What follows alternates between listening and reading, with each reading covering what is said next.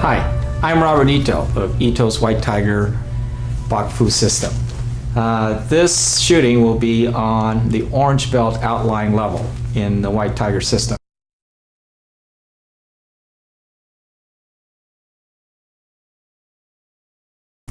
First thing I want to go over with you novice rookie orange belts is that in your practice you should continue to keep up your lower belt basics, your kicks, your techniques, your katas, and so on, and then just add on to that your new orange belt material.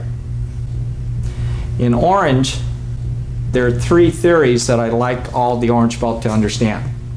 These theories are listed in your outline as balance, power, and form. And once you understand these, then it'll give you a better idea of how to work with your different basics as you kick, as you block, as you go through your different movements, and so on. As far as balance is concerned, balance is a matter of controlling your body weight. And a definition of that would be equal distribution of your body weight. Normally you need to understand this before you go into your kicks, during the kick, and after the kick. And if you start to lose your balance in any one direction, it means that you have excess weight going into that direction, in which case you would want to adjust that by using your guard position or being aware of where your hip position is and then making adjustments accordingly. If you do a kick and fall to your right, it means that your weight is over to the right side. If you do a kick and fall back, it means your weight is going to the rear. So you have to equalize that, and you have to make the adjustments. There's nothing I can do with that other than tell you your balance is off, you need to keep your head up and your guards up. So this is your practice. As far as power is concerned, a lot of your movements in white and yellow, you're still starting to become, actually you were started off awkward and mechanical, and you're just starting to feel a little more confident, and you're starting to smooth it out, and this is good.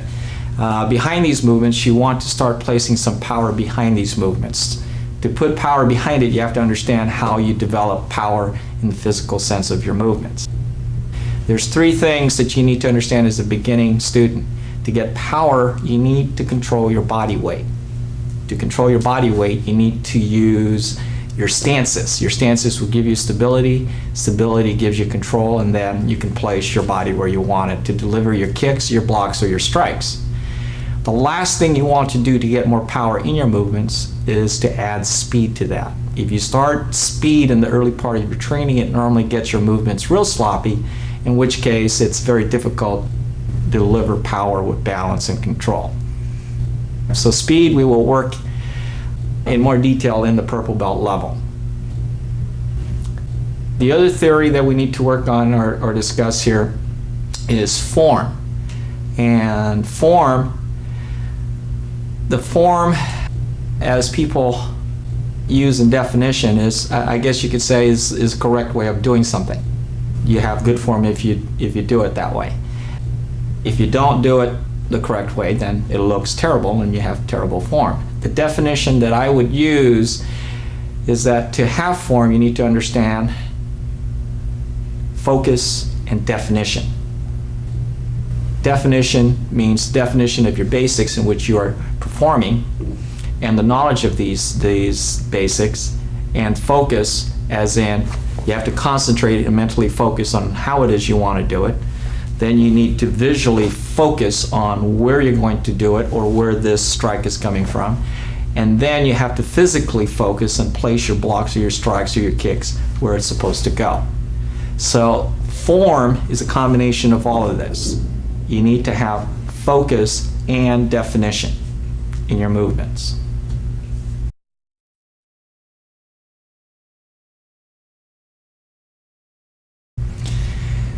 The next thing we're going to do is we're going to go over a couple of the orange belt kicks. The first one is called a crescent kick. And a crescent kick, what I'll do is I'll break it down the same way as I did in the earlier basic kicks, and that is 4 basic movements. On your crescent kick, you'll be striking with the inside part of your foot coming up over here. The 4-count movement on this crescent kick from your side horse posture from here. One is that you'll bring up your leg like a roundhouse and then rotate your hip straight, snap, and then come right back. And then back. That's your crescent kick. Your crescent kick in combination can also be used with a side kick and or a rear kick. So if you have, let's say, a weapons attack, from here you could use a crescent kick as a block. Bam, kick, and then move out of the way. You could do the same thing with rear kick. The other kick in orange that you need to know is called a wheel kick, and your wheel kick is kind of a cousin to your roundhouse. You still use your crane like a forward snap kick, and then you turn like a roundhouse and finish the kick off like a roundhouse. So your wheel kick is like a forward snap kick and a roundhouse. It starts like a forward snap kick, and then rotate, kick, and then come right back. All right. What you're going to start to do in orange is you're also going to add more power into your kicks. This power movement or motion is called a thrust kick. The thrusting motion does not change the mechanics of the kick. You will still go through your same basic 4-count movement. Example, side thrust. I'll do this to the side here. In a side thrust, it's the same in movement as in your side snapping kick. You still have 1, 2, 3, and then you're back down 4. That's your snap. And then that's your thrust. So if you did a forward snap kick from here, and that's your thrust kick, and so on. If you did a rear kick, rear thrust, and then back. Now, to deliver a proper thrust in any direction from any of your kicks, your legs should be stronger as an orange belt. So you need to use a lot of exercise in developing the strength in your legs for your thrust kicks. Otherwise, you won't have a good thrust kick. One of the exercises that you'll be going through is from a broken bow position. A broken bow, this is a new stance now, is from a side horse. This is your hard bow or your front stance. Your broken bow, from here your back leg will bend. And as you stay in this posture, in an exaggerated posture, wide from here, this will put pressure on your quads on both your front and your rear leg as you go through all your kicking drills. So from here you could use this as a snapping motion, or and then coming back down again. And if you use all your kicks on each side in all your drills and bend your knees and get it extended and wide, then you'll start to develop some strength in your legs as you do these kicks. And this is a standard exercise in the orange belt level. Another exercise that you will be using to develop your kicking and your balance in general is called pivoting crane. Now, this one here takes a little more practice. What you do is that you hold your leg up. In this case, I'll do this in here. Hold it first into a cat stance, and then hold it into your crane posture. And then you would start to move forward by pivoting, heel, toe, and so on, and then coming back. What this does is that it starts to use all the muscles in your ankles and your calves and up, where a lot of your balance and your stability starts. And this will strengthen your legs from the bottom, and you'll work your way up. When you get into your broken bow posture from here, this starts to develop strength around the knees on both sides. So if you use both of these exercises, not only will you strengthen your legs, but you should have better balance and better stability as you go. From your broken bow motion or posture from here, when you do your kicks, you start going into cross step exercises. That cross step is also called jujidachi. From here, as you do any kick, forward snap, side kick, thrust, or whatever, you would then cross to the opposite side. So as you come in, let me move back here. As you come in, snap, cross step, and then get back into your broken bow. It could be a roundhouse, cross step, back into a broken bow, crescent, cross step, back into a broken bow.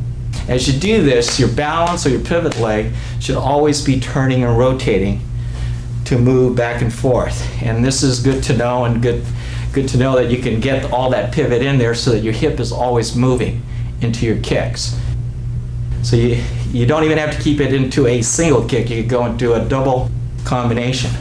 Forward stamp kick, roundhouse, cross step, side horse.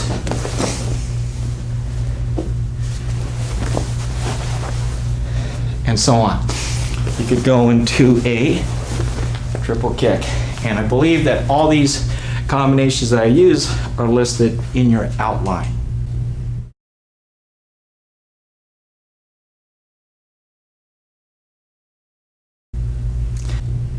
The next thing we're going to go over is some of the requirements of ground defense in orange. The first thing we're going to do is called a forward break fall.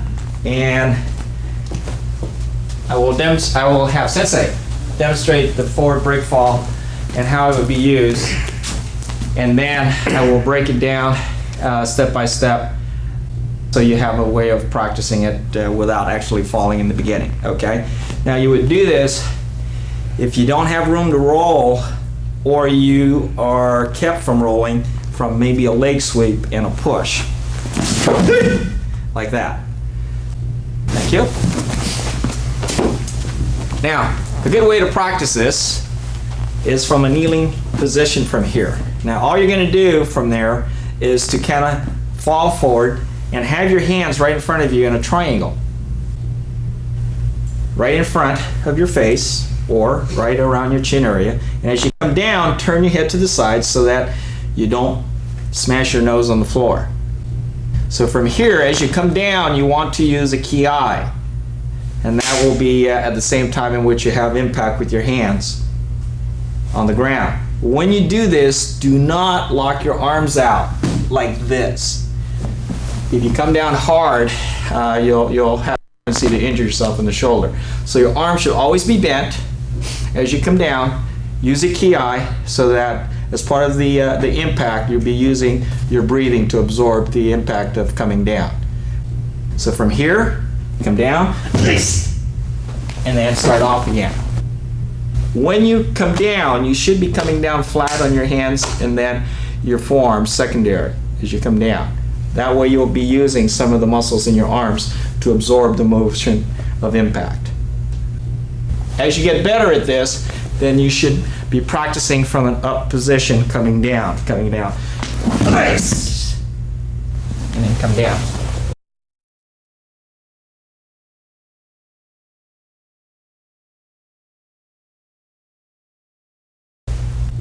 I don't expect you to do that right away, but work your way up to the point where you can do that. You have to develop some strength in your arms so that you can come down from a standing position.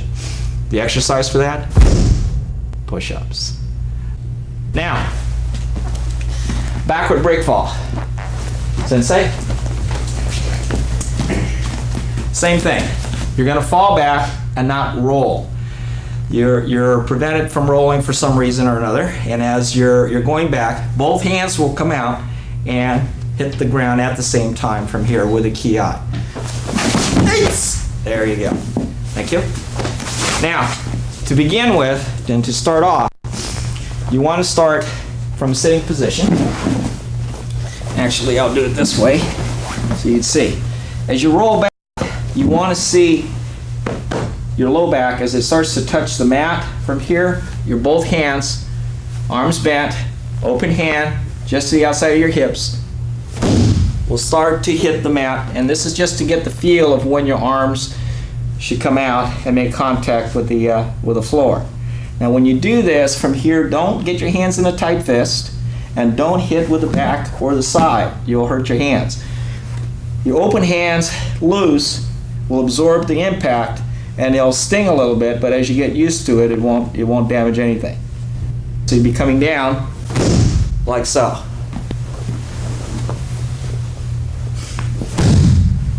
And this is just to get the timing and position and posture where your arm is and your body being horizontal with the floor. As you go through this, then you can get yourself off balance from a standing posture. And to do this, you can just kind of kick your leg out from here and then start to sit down and go back. And then just kick your other leg out and hit your arms out the same way as you did from a sitting position. So as a beginner, you want to use both hands in the break fall, but later as you move on, is that actually you don't use a backward break fall, you use a side break fall, and that is one arm later. So from here, you're going to come down. Now you want to make contact with the floor before the rest of your body comes down. Your hands will absorb 80% of the impact, and then you just cushion yourself back down. It will not prevent out on the street you from not getting a bruise, but it will prevent you from breaking your body. The next ground defense is called full